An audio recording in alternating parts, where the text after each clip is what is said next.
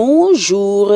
Beaucoup de sujets constituent le menu des journaux parus ce jour. Réumi Quotidien se propose de livrer les chiffres et les lettres sur la visite de Macky Sall en Gambie à l'occasion du Conseil présidentiel sénégalo-gambien. Ce journal renseigne que les deux pays ont conclu ce mardi à Banjul 6 nouveaux accords de coopération portant sur la justice, le transport routier, la santé, le sport, la culture et l'enseignement supérieur. Ces nouveaux accords ont été signés par les ministères sectoriels sénégalais et gambiens sous la supervision des deux chefs d'État Macky Sall et Adama Barrow. Selon toujours Réumi Quotidien, il s'agit notamment d'une convention dans le domaine de l'assistance judiciaire en faveur des personnes vivant dans les deux pays, un accord devant permettre le transfèrement des personnes condamnées dans l'un ou l'autre pays. Et le successeur de Yaya Jammeh a lui soutenu pour sa part que la Gambie a encore besoin de se stabiliser sur le plan économique et sécuritaire. Parlons économie justement avec le taux de 7,2% de croissance pour 2017 livré par le ministère de l'économie, des finances et du plan. Pas si tôt, titre le quotidien où le professeur Moustapha Kassé soutient que le secteur textile est éteint, pendant qu'Amadouli Bokoum du secteur privé estime que les chiffres ne reflètent pas la réalité des entreprises. Mais ces chiffres ne sont pas inventés, réplique Moustapha Sen de la DPE. Dans Source A, on donne la parole à des économistes qui font tout écrouler comme un château de cartes après 6 longues et pénibles années de dur labeur autour de l'accouchement d'une croissance à 7,2%. Parmi eux, Dr Chérif Salifsi,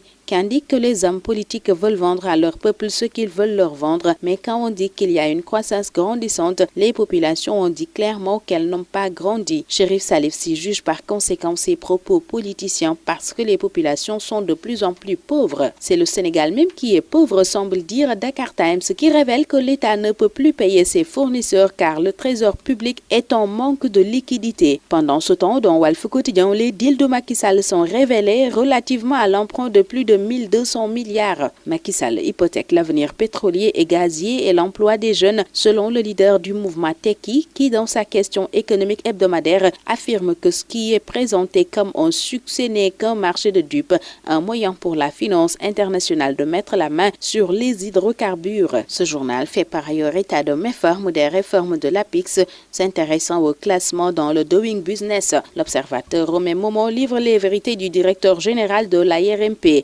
Sayernian soutient dans ce journal qu'aucune autorité, ni de l'ancien régime ni de l'actuel, n'a jamais donné de consignes d'ordre ou d'instruction à l'ARMP. Le traitement sensationnel des audits suscite l'énervement de certaines autorités contractantes, indique toujours Sayernian, qui précise que la revue des marchés publics n'a pas pour objectif de mettre quelqu'un en prison. Libération se penche toujours sur l'audit 2016 de l'ARMP et constate un banditisme à l'inspection d'académie de Dakar. Ce journal nous apprend par ailleurs que Dakar a remis 2 djihadistes à Rabat. Plusieurs journaux nous font part aussi de l'ouverture ce matin du procès des présumés djihadistes Imam Aline Badarandao et compagnie. Relativement à l'affaire de trafic de faux billets, Libération renseigne que les choses se corsent pour Ngaka Blindé. Enquête rapporte la révolte des élèves qui depuis quelque temps manifestent sur l'ensemble du territoire national pour exiger les cours. La police anti-émeute a mis fin à la marche des élèves à Thiès hier, nous apprend ce journal. Et le seul responsable de la crise dans l'enseignement, c'est le ministre Serigne Mbaye Thiam. C'est l'avis de la conférence des présidents de la nouvelle alliance pour le départ de Macky Nadem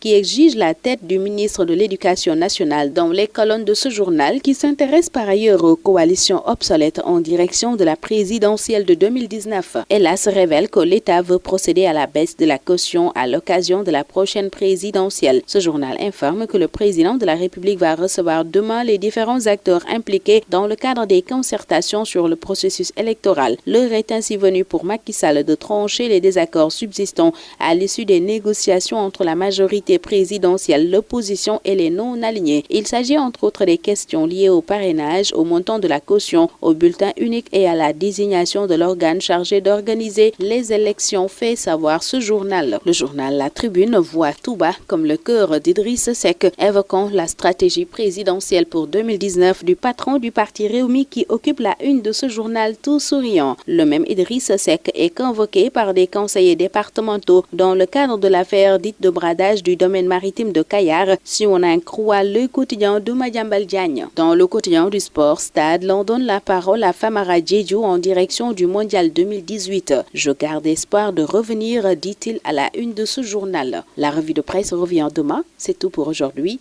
Très bonne lecture, excellente journée à tous.